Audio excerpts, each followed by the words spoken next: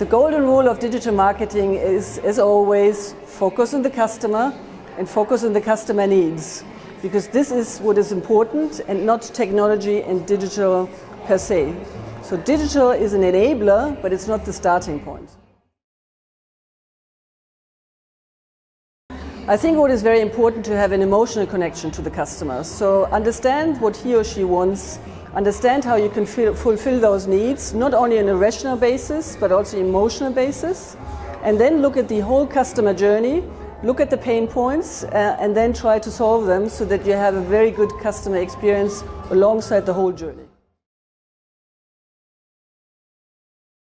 Digital traps are that you're completely focused on data, and I used the word infobesity before. So it's not about only data, it's also about analyzing the data, taking action, and then measure if what you have done is better than before.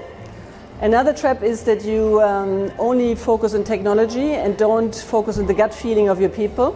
And your people are still the most important asset you have, so rely on their gut feeling, then use data to verify, but don't forget your people.